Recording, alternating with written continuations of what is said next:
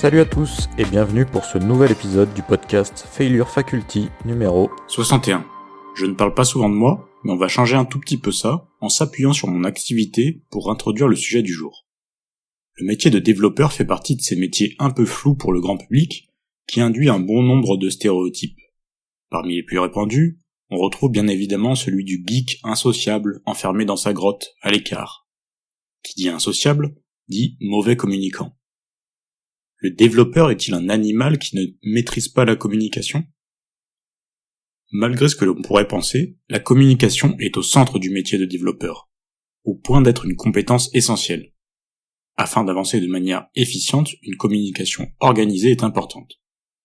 De manière simplifiée, faisons un comparatif du métier de développeur avec un des métiers liés de près à cet aspect de la communication, j'ai nommé le traducteur.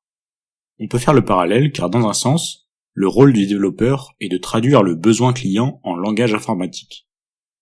Cependant, la réalisation technique n'est pas la clé du succès.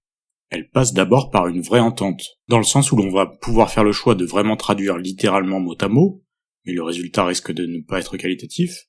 La collaboration est vraiment importante. Comprendre le besoin client passe en priorité par comprendre quels sont les points clés en termes d'importance, au-delà du simple traducteur, plutôt rentrer dans le rôle d'un comédien de doublage. Il faudra alors comprendre si l'importance va dans le fait de faire passer les émotions ou les sentiments, plutôt trouver des expressions ou des blagues qui peuvent être équivalentes, coller parfaitement au timing des lèvres, savoir quels sont les efforts à faire en priorité par rapport à d'autres, et pour ce faire, il faut faire preuve d'empathie, comprendre et valider avec l'autre la véritable intention, et cela passe par des reformulations, des validations, et autres avant même la performance technique. Un des moyens essentiels d'être un bon communicant, notamment dans un métier considéré comme technique, c'est de savoir simplifier les choses, vulgariser afin de se faire comprendre. Le métier de développeur, comme les autres, peut rassembler un ensemble assez grand de personnalités différentes. Tout comme un youtubeur peut totalement ne pas être à l'aise en public, un informaticien au sens large peut très bien être une personne extravertie à l'aise à l'oral et sociable. Qu'on le veuille ou non, l'homme est un animal de communication. Une activité qui est même une obligation. En effet, on ne peut pas ne pas communiquer. Ne pas communiquer, c'est déjà communiquer son refus de communiquer. On envoie toujours des signaux. Malgré ça, ça ne signifie pas que cela soit un exercice facile. Entre la communication directe et indirecte, le verbal, le paraverbal, le non-verbal, les différentes façons de dire la même chose, le fait qu'on ne peut pas tout dire.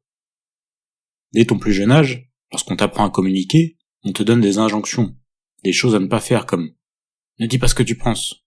Par exemple, dans la salle d'attente d'un médecin, un enfant qui demande « Pourquoi elle est grosse la madame ?» et le parent tout gêné qui rétorque que ça ne se dit pas. Encore à l'époque de l'école, on t'apprend qu'il ne faut pas mentir, car ce n'est pas beau. Le champ du possible paraît tout de suite bien réduit pour communiquer vraiment, et montre bien que c'est un domaine compliqué. Pour autant, la communication peut avoir de grandes conséquences. Ce n'est pas les politiques ou des hommes comme Steve Jobs, Martin Luther King, Gandhi ou Mandela qui diront le contraire. Et encore je me concentre là que sur les bons orateurs. Depuis toujours nous communiquons, grâce à nos expressions, notre langage, notre gestuelle. La communication est un ensemble d'interactions que l'on a avec une ou plusieurs personnes, un animal ou encore un objet. Je suis sûr que tu as déjà communiqué avec ton coin de lit quand tu viens de te cogner le petit doigt de pied. La communication nous permet de transmettre un message. Elle apporte une multitude de choses que l'on peut faire grâce à elle. Échanger, être en contact, s'exprimer, partager nos émotions. Et ce qui est important de se rappeler, c'est que c'est une discipline qui se travaille, et donc où il est largement possible de s'améliorer perpétuellement. Tu pourras bien sûr trouver des exercices spécifiques plus ou moins reconnus, comme par exemple parler avec un stylo dans la bouche pour travailler son élocution. Mais au-delà des techniques pratiques, il y a quelques bases à garder en tête pour être dans de bonnes dispositions. Premièrement, te rappeler que la communication est une affaire de collaboration, et que donner ton intention est important car l'écoute compte pour 50%. Le mieux, c'est que ça marche également quand l'interlocuteur c'est toi. Être à l'écoute de ton corps et de ton esprit, c'est primordial. Toujours dans cette idée de partage, un petit tips, simple, peut-être de ne pas hésiter à reformuler de temps en temps pour t'assurer que le message et l'intention ont bien été captés entièrement par le destinataire.